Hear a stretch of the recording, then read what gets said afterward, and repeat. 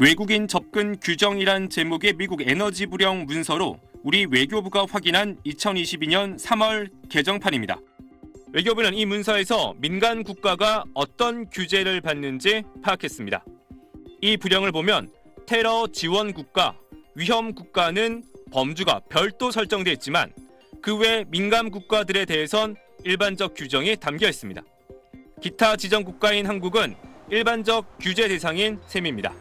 우선 에너지부가 관장하는 시설이나 정보의 접근을 누가 승인할지가 다릅니다. 테러 지원국은 장관, 위험국은 차관, 기타 지정국은 소관 부서장입니다. 테러 지원국인 북한이나 위험국인 중국보단 승인이 그나마 덜 어렵다는 얘기입니다. 하지만 미국과 공동 연구를 하려는 연구진은 이력서 등을 45일 전에 사전 제출해 신원 확인을 받아야 하고 특정 기술에 접근하는 경우 2년마다 45일 이상 걸리는 정보 조회도 받아야 하는 걸로 부령 문서에서 확인됩니다.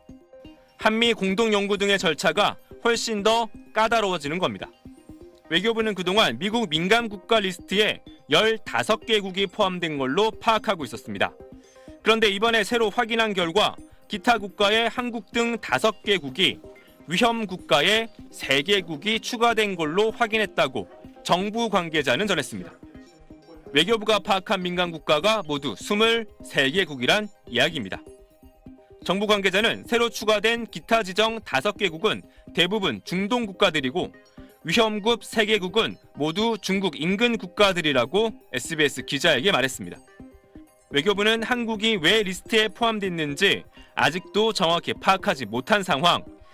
이 관계자는 미 국무부 인사들도 한국이 민간 국가로 지정된 사실을 모르고 있다라고 덧붙였는데 에너지부와 국무부 사이에 정보 공유가 없는 건지 아니면 우리 측에 둘러댄 건진 불명확합니다. SBS 최재영입니다. 미국 정부가 공개한 민간 국가 발효일은 다음 달 15일. 한 달도 채 안 남았는데 우리 정부는 여전히 원인도 제대로 파악하지 못했습니다. 정통한 외교 소식통은 한국이 미국으로부터 얻은 과학기술 정보가 타국으로 유출된 적이 있다며 미국이 한국의 허술한 부안을 우려하는 게 원인이라고 SBS 기자에게 전했습니다. 한국이 정보의 보안과 관리에 소홀하다는 우려가 미국 조야에 퍼져 있고 그게 지정 원인이란 분석입니다. 정보당국에선 원전 문제란 추정이 나옵니다. 정보기관 관계자는 체코 원전 수주 과정에서 미국 측과 분쟁이 있었는데 그 문제 때문이라는 게 거의 확실해 보인다고 말했습니다. 미국 웨스팅하우스는 한국수력원자력과 한국전력이 미국에 기술을 유출했다며 지난 2022년 10월 미 컬럼비아 연방법원에 지식재산권 침해 소송을 냈는데 지난 1월 17일 분쟁이 풀렸습니다. 이러한 분쟁 해결 직전인 같은 달 초순 담당 부처인 미국 에너지부가 한국을 민간 국가로 지정한 만큼 시기적 연관성이 있다는 추론입니다. 이외에 핵무장론이나 계엄 사태가 영향을 줬다는 분석도 제기되고 있습니다. 야당은 정부를, 여당은 야당을 겨냥했습니다. 외교 실패이자 외교 참사이고 정부 실패입니다. 권상복구하도록 노력해야 될 것입니다. 국익이 걸린 외교 사안을 정쟁에 끌어들이는 민주당을 강력하게 규탄합니다. 최상목 대통령 권한대행은 안덕근 산업부 장관에게 이번 주 미 에너지 장관을 직접 만나 민간 국가 명단에서 한국을 제외할 방안을 논의하라고 지시했습니다. 국회 외교통일위원회는 오는 24일 조태열 외교장관 등을 불러 대응책을 집중 추궁할 예정입니다. SBS 배준우입니다. 트럼프 미국 대통령이 전 세계를 상대로 부과한 첫 관세가 지난 12일 발효됨에 따라 한국도 미국에 철강과 알루미늄을 수출할 때 25% 관세를 부과받게 됐습니다. 또 오는 4월 2일에는요, 미국이 각 국가별 상호 관세를 부과할 때 다양한 비관세 장벽도 감안을 하겠다, 이런 입장이어서 우리로서는 혹시 다른 분야, 특히 소고기를 포함한 농축산 분야 등에서도 수입 압박이 커지는 것 아니냐, 이런 우려가 나오고 있습니다. 그런데 최근에 미국이 한국을 민간 국가로 검토하고 있다, 그리고 이게 4월 15일부터 시행될 수 있다, 이런 취지의 보도까지 나와서 당일 아침에 조간을 보던 저도 화들짝 놀라고 이 뉴스를 접한 많은 분들, 또 국회에서도 여야 할 것 없이 의원들이 다들 놀란 모습이었습니다. 국회 외교통일위원회 의원들이 다들 한국 정부에 잘 대응해야 한다 이렇게 한 목소리로 주문을 했습니다. 그 심각성을 가지고 면밀하게 좀 상황을 주시하고 대처해 주시기를 바랍니다. 거기에 분류되지 않게 좀 꼭 좀 해주십시오. 한국 정부는 미국 에너지부가 한국을 민감 국가로 분류하려는 동향이 사실인지 구체적인 상황을 파악 중이다 이런 입장이고요. 또 경각심을 갖고 이 문제를 대처하겠다 이렇게 입장을 설명을 했습니다. 우려를 충분히 공감하고 있고요.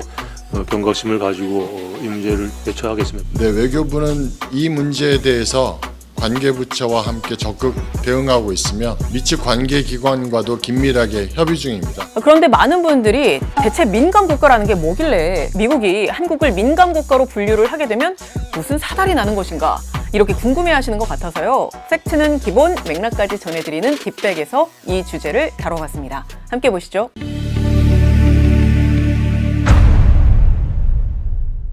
자, 민감 국가 대체 뭘까요? 외교부 장관이 설명한 문장부터 들어보시겠습니다. 그게 에너지부와 밑에 산하 국책연구소 17개 연구소의 어떤 정보라든가 연구 활동에 제약을 가하는 정책적인 참고를 해야 되는 그런 나라로 분류된 걸로 알고 있습니다. 네, 조 장관이 간명하게 설명을 했는데요. 미국 에너지부에서 공개한 여러 자료들에 담긴 민감 국가의 개념들 함께 살펴보시겠습니다. 우선 홈페이지에 한눈에 보이게 정리가 된 내용은요. 미국 연방 공무원들의 해외 출장 규정과 관련한 맥락에서 민감 국가 개념이 나옵니다. 여기에서는 뭐라고 정의를 내렸느냐 하면요. 민감 국가란 정책적인 이유로 특별히 고려되는 국가다. 여러 국가들은 국가 안보, 그리고 핵 비확산, 지역 불안정, 그리고 경제 안보 위협, 테러 지원 등을 이유로 민감 국가 목록에 포함될 수 있다. 그리고 이 목록은 미 에너지부 산하의 정보기구인 정보방첩국이 관리한다. 이렇게 정의가 돼 있어요. 그리고 저희가 미 에너지부 아카이브에서 검색을 해봤더니 공개된 자료 중에서 가장 최신 자료 중에 외국인의 미국 연구기관 접근 제한에 대한 문서가 있었는데요. 여기에도 민감 국가가 언급된 대목이 있는데 비슷했습니다. 그렇다면 민감 국가들은 어딜까요? 일단 한국 정부 당국자는 이렇게 설명을 합니다. 테러 지원국은 북한, 시리아, 이란 등 4개국이고 위험 국가는 중국, 러시아 이렇게 두 곳이고 민감 국가는 인도, 이스라엘, 파키스탄, 사우디아라비아, 타이완 등 8개국 정도로 알고 있다. 이렇게 설명을 합니다. 그런데 저희가 미국 에너지부가 공개 자료로 확인을 한 민감 국가 리스트라는 건 적어도 최근에는 없었습니다. 근데 과거에는 검색을 해보니까 있더라고요. 2014년 자료로 추정이 되는 미국 에너지부 자료는요. 북한, 쿠바, 이란, 리비아, 수단, 시리아 등 테러 지원국들을 포함을 해서 민감 국가들을 쭉 공개를 해놨습니다. 바로 이런 리스트입니다.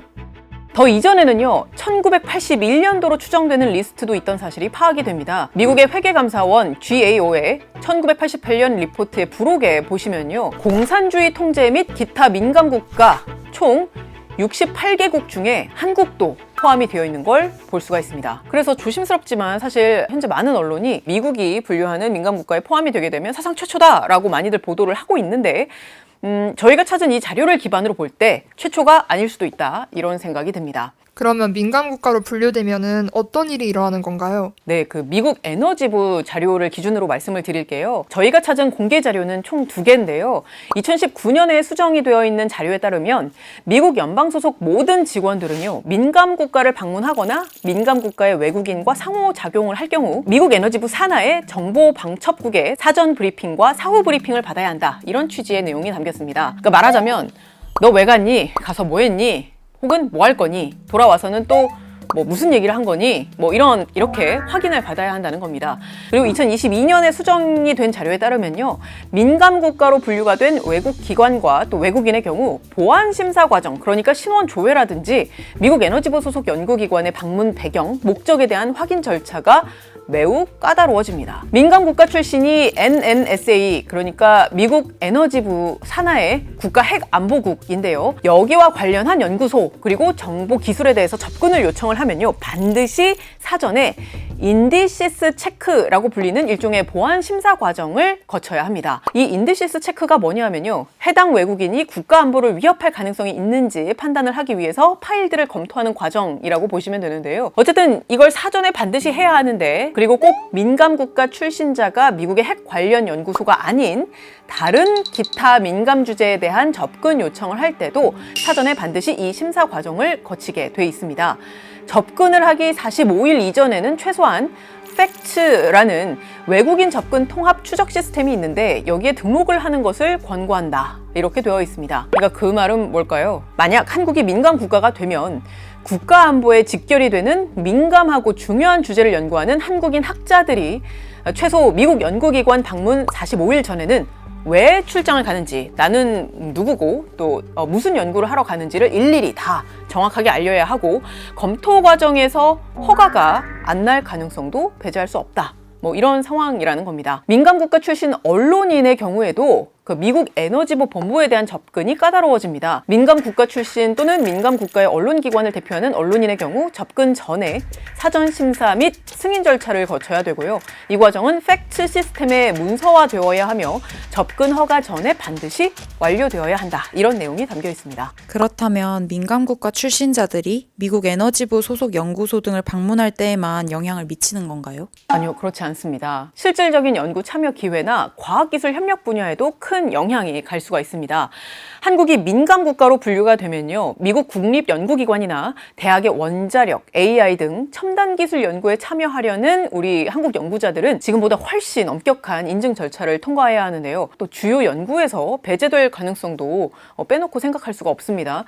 즉 국가 안보와 직결되기도 하고 또 경제적 측면에서도 상당히 중요한 첨단 기술 분야의 한미 공동 연구가 어려워질 가능성도 배제할 수가 없습니다. 특히 원자력계 전문가들은요, 현재 한미 간의 협력을 하고 있는 핵 폐기물, 그러니까 사용 후 핵 연료의 건식 재처리 방식인 파이로 프로세싱과 같은 공동 연구 분야의 차질이 불가피하고 이러한 연구 차질이 더 나아가서 한국의 원자로 수출에 타격을 주는 등 산업계에 큰 영향을 미칠 수 있다. 이렇게 보고 있습니다. 우리나라를 민감 국가를 지정을 하게 되면은 그 파이로 프로세싱 협력도 어려워질 것이에요. 우리가 원자로를 수출한다고 할 적에 지적재산권 목적 외에 안보적인 그 목적을 가지고 딴지를 걸 수가 있는 거죠. 그렇게 되면은 우리 원자로 수출이 커다란 타격을 받을 수가 있죠. 그런데 많은 언론들이 이렇게 보도를 하고 있죠. 민감 국가로 분류가 되면 원자력과 인공지능, 나노과학, 슈퍼컴퓨팅 등 첨단 과학기술 협력과 연구 참여 등이 엄격히 제한된다.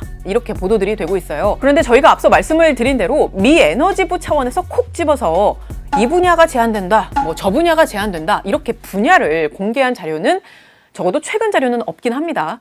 하지만 아마도 이런 분야들일 개연성이 충분합니다. 왜냐하면요, 국가핵안보국 소속 국립연구소 접근에 제한을 한다는 얘기는 그건 곧 핵과 관련한 연구, 정보, 기술 등에 대한 접근을 막겠다는 얘기잖아요. 그리고 저희가 앞서도 보여드렸지만 그 아주 과거 자료이긴 하지만 1988년도에 미국 회계감사원이 공개한 리포트의 부록에 보시면요, 미국 에너지부의 1981년도 문서에 18개의 민감 주제가 지정이 되어 있는데 그걸 보면 핵과 관련한 내용들이 꽤 있었거든요. 그런데 최근에는 단순히 핵뿐만 아니라 또 다른, 그러니까 국가안보에 직결될 수 있는 다양한 분야가 충분히 추가가 될 수 있을 거라는 예상이 가능하죠. 2019년도 사이언스지 기사를 함께 보실게요. 이 기사에 따르면요, 미국 에너지부의 자금을 지원받는 과학자와 그리고 민감 기술을 훔치려는 것으로 의심이 되는 특정 외국 정부 간의 해외 연구의 협업을 제한하기 위해서 하나의 어떤 새로운 규칙이 제안이 됐다라고 합니다.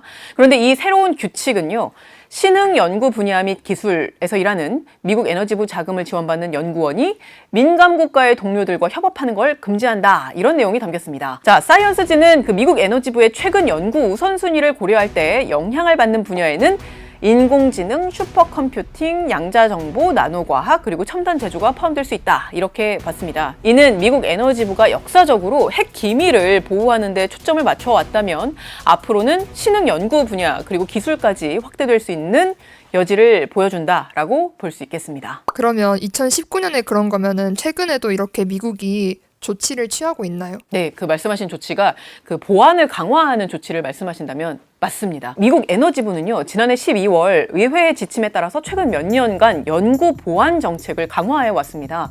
미국 에너지부가요, 오는 4월 15일부터 미국 에너지부 소속 국가안보연구소의 비공개 구역에 중국, 러시아, 이란, 북한 시민 및 요원들이 접근하는 걸 금지하는 내용의 법안을 시행한다고 합니다. 이 국가안보연구소가 특히 미국 에너지부 산하에 총 17개 연구소가 있는데 이 중에서도 미국의 안보에 가장 밀접하다고 판단이 되어지는 연구소 3곳, 로렌스 리버모어 국립연구소, 그리고 로스앨러모스 국립연구소, 그리고 샌디아 국립연구소, 이들 3곳의 비공개 구역의 접근을 막는다는 내용이라고 합니다. 저희가 이 자료를 찾는 과정에서 지난달에 열린 청문회의 내용을 좀 살펴봤는데요. 미 의회가 연구 보안을 굉장히 강하게 밀어붙이는 맥락 속에 관련자들의 증언을 직접 들었는데요. 어떤 그 미국의 그 연구 보안을 강조하는 그런 전반적인 분위기를 알 수 있는 것 같아서 저희가 가져와 봤습니다. 이 청문회는요, 2017년부터 2021년까지, 그러니까 트럼프 1기 행정부 시절에 미국 에너지부의 과학 담당 차관이었던 인물이 등장하는데요. 이 인물을 포함해서 바이든 행정부 출신 등 관료들의 발언들이 쭉 이어집니다. When I took over the role of undersecretary, I discovered that we had significant stealing of technology at the labs.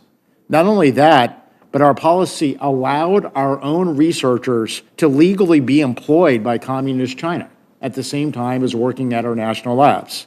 The U.S. enterprise would not function without foreign-born scientists and engineers, but we also cannot afford to have things stolen from us, property stolen from us by nefarious acts that threaten our U.S. economy and our national security.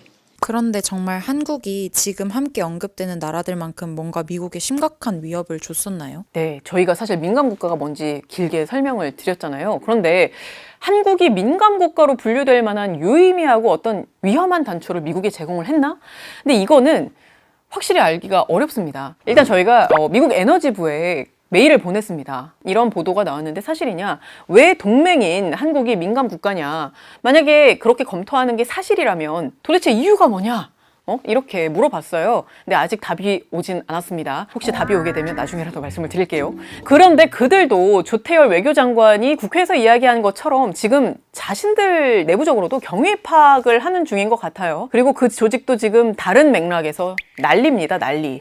그러니까 에너지부에서는 지난달부터 직원 해고를 시작했거든요. 약 1000명의 연방 공무원, 대다수가 아마 수습 기간 중인 직원들인 것으로 보이는데 여튼 이들이 해고 통보를 받았다라고 보도가 되었고요. 그리고 그 해고된 직원 중에서 300명 이상이 미국 핵안보국 소속인 걸로 알려졌는데 최종적으로는 28명을 제외한 나머지 인원은 해고 조치가 철회되었다고는 합니다. 어쨌든 해고 바람이 이 조직에도 몰아쳤다. 그래서 이걸 보면서 저도 드는 생각이 아니 내부 사정이 이렇게 정신이 하나도 없을 텐데 과연 이 상황에서 한국을? 이렇게 싶기도 합니다. 아마 만약에 이게 검토가 되는 게 사실이라면 그 이전에 이미 검토가 된 게 아닌가 싶기도 합니다. 이거는 근데 저의 개인적인 의견입니다. 이 이유를 두고서 해석들이 분분합니다. 이걸 최초 보도한 한겨레 신문 기자의 경우에는 한국에서 핵 무장론이 분출되는 것을 미국이 경계하는 맥락에서 이런 조치를 했을 수도 있다라고 봤고요. 실제 국회 외통위에서 민주당 의원들이 그런 문제 제기를 하기도 했습니다. 물론 그럴 개연성이 없진 않아요. 미국 에너지부가 한국의 여론이 핵 무장론이 막 분출되기 때문이다.